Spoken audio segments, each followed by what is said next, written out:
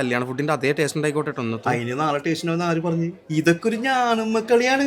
വന്നാ വന്ന് ശരിക്കും ചോദിച്ചേ, ഞാൻ ആവത് പറഞ്ഞു നോക്കി. എന്റെ പൊന്നിന്റെ പൊന്നു ഒതിച്ചു വരുന്നവർ വേണ്ട നമുക്ക്.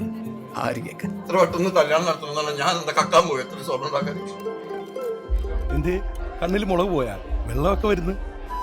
പണ്ടാരിയായി പോയി. അല്ലെങ്കിൽ പണ്ടാരത്തെ ഞാൻ എന്തെങ്കിലും പറഞ്ഞാൽ. ഇതാണ് കല്യാണ പെണ്ണ്.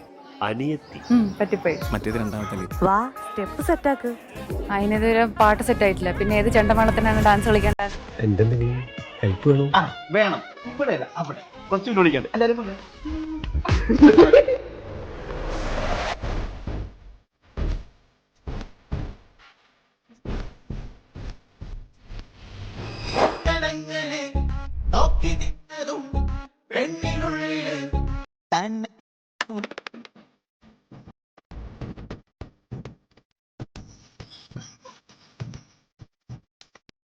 പണ്ട് വാങ്ങാനുള്ള ബാക്കി ഫണ്ട് റെഡി ആയിട്ടുണ്ട്. നമുക്ക് ഇപ്പം തന്നെ പോയി എടുത്താലോ? അതോർത്ത് മാറ്റിച്ചിട്ടോ. പെട്ടെന്ന് നോക്കിയെടുത്തോ, സമയമില്ല. നാലല്ലേ പരിപാടി. ഇനിയിപ്പോ ഒന്നും വാങ്ങിക്കണ്ട. ശരിക്കും നിങ്ങൾ വിചാരിക്കുന്ന പോലെ ഒന്നും അല്ല. പൈസ റെഡി ഉണ്ട്. എന്നാൽ നിങ്ങൾ സെറ്റാക്ക്, ഞാനവിടെ.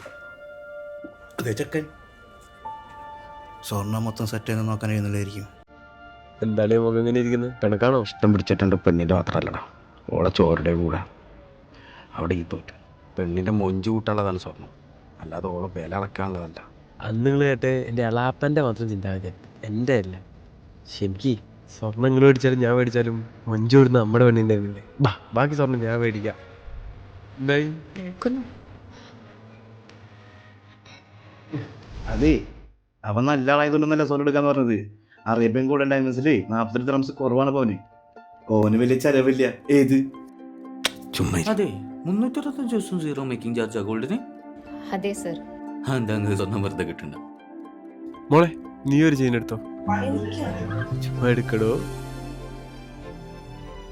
ചിലപ്പോ ഈ കാരണങ്ങളായിരിക്കും 70% ഓഫ് ഉണ്ട് ഡയമണ്ടിന്.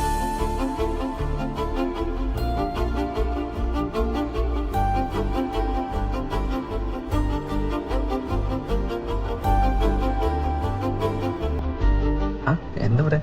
അന്ന് എൻ്റെ മോക്കൊരാവശ്യം വന്നപ്പം ഇല്ലാത്ത പൈസ ഉണ്ടാക്കി നീ വാങ്ങിച്ചു തന്ന മുതലാണിത്. അന്ന് അത് നടക്കാതെ പോയി. ഇന്ന് ഇതുവൾക്ക് ഉപയോഗിക്കട്ടെ. ഇതാ വളർത്തന്നെ ഇരിക്കട്ടെ, എൻ്റെ മഹാറായിട്ട് കൂട്ടിയാൽ മതി.